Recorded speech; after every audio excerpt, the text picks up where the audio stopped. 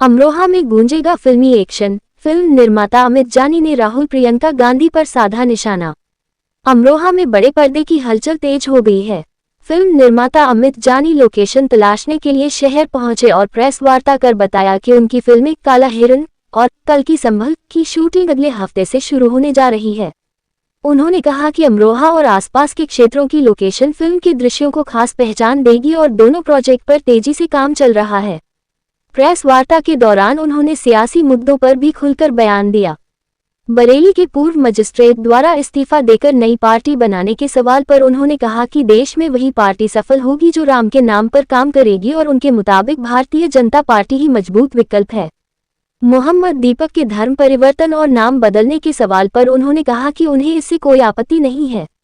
साथ ही उन्होंने कहा कि राहुल गांधी ने मोहम्मद दीपक से मुलाकात इसलिए की क्योंकि उसने एक व्यक्ति को बजरंग दल के लोगों से बचाया था, लेकिन कन्हैयालाल हत्याकांड के मामले में पीड़ित परिवार से मुलाकात न करने को लेकर उन्होंने राहुल गांधी और प्रियंका गांधी पर निशाना साधते हुए सवाल उठाया कि आखिर सेकुलरिज्म की परिभाषा क्या है।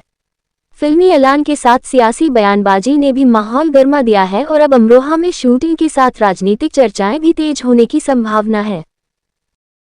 जो प्रेस वार्ता है किस विषय को लेकर आज आप? देखिए, हम लोग यहाँ संभल में जो 1978 में दंगे हुए थे, उन दंगों की त्रासदी को दिखाने के लिए कल की संभल के नाम से पिक्चर बना रहे हैं। उदयपुर फाइल के बाद ये हमारा दूसरा प्रोजेक्ट है और हमें इस साल 2 फिल्में शूट करनी है। एक कल की संभल जो संभल की त्रासदी पे है 1973, 1976, 1978 के दंगों पे, और दूसरी मूवी है हमारी लॉरेंस बिश्नोई और सलमान खान की दुश्मनी पे, जो हमारी जोधपुर की घटना पे है, जिसका टाइटल है काला हिरन।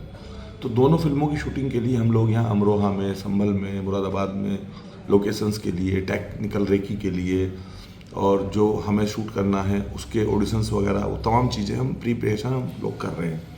उस संबंध में आना हो रहा है। अगले हफ्ते से हमारी फिल्म का शूट शुरू हो जाएगा। लॉरेंस बिश्नोई जिस तरीके से धमकी देते हैं सलमान खान को, तो आप इसको लेकर मूवी बना रहे हैं, तो क्या लगता है कि क्या आपको भी धमकी मिल सकती है? नहीं, लॉरेंस बिश्नोई और सलमान खान की जो दुश्मनी है उससे ज़्यादा बड़ा मैटर है काला हिरन कि बिश्नोई समाज जो है वो पशुओं से, वनस्पतियों से बहुत प्रेम करता है।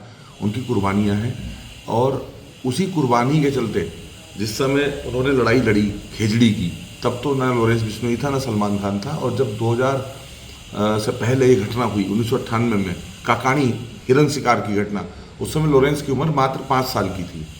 तो ये घटना है प्रेरित करेगी जो पूरे देश को कि बिश्नोइयों की लेगेसी क्या है।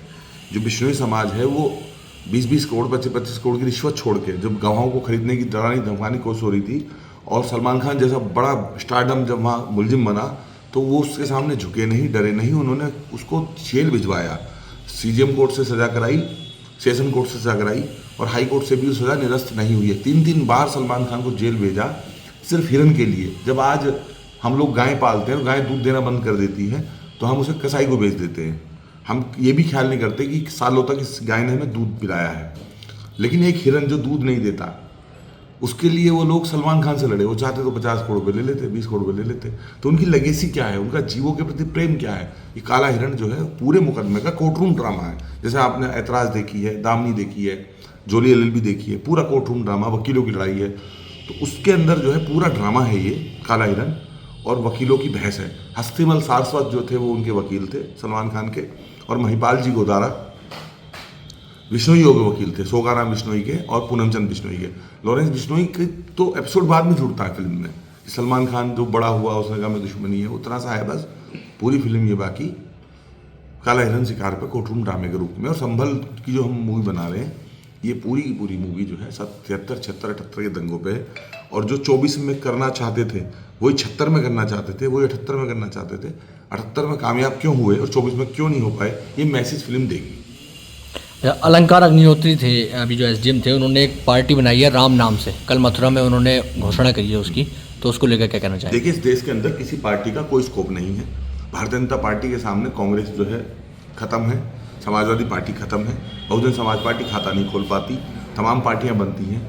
बड़े बड़े नेता कल्याण सिंह जी ने पार्टी बनाई थी, उमा भारती जी ने पार्टी बनाई थी, अर्जुन सिंह ने पार्टी बनाई थी, चौटाला साहब ने अलग पार्टी बनाई अपनी पार्टी से अलग होकर, कांग्रेस भाजपा हर नेता ने अलग अलग पार्टी बनाई, शिवपाल यादव जी ने एक पार्टी बनाई थी।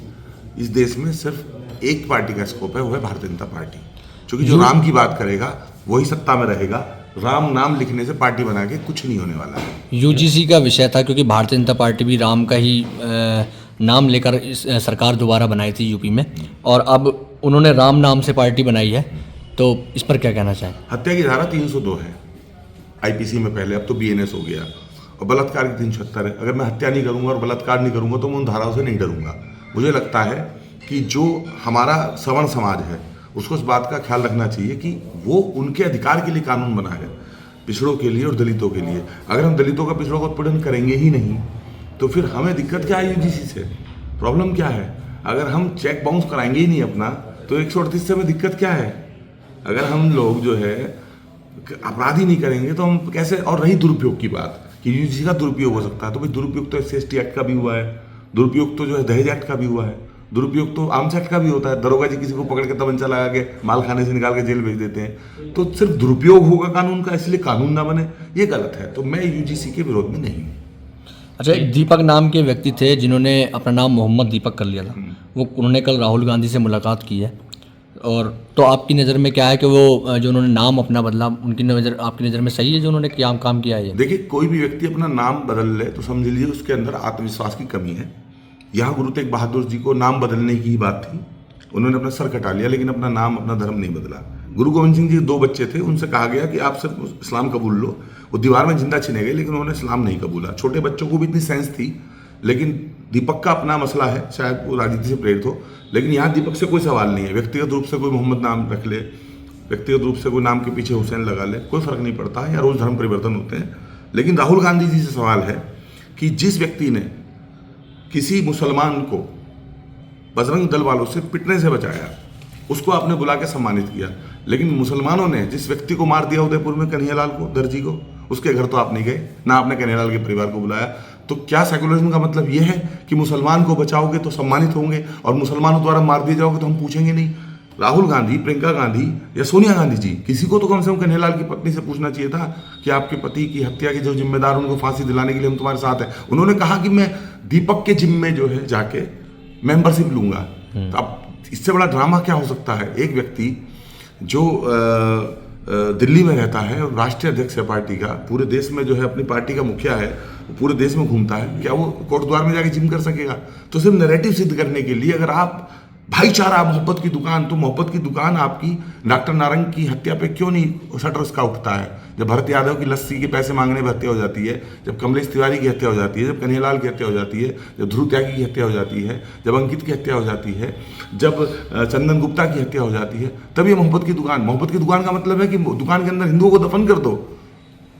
तो ये बहुत गलत किया राहुल गांधी जी ने, और अच्छा ही किया कि उनका असली चेहरा लोगों के सामने आ रहा है। अच्छा, अभी हाल ही में कल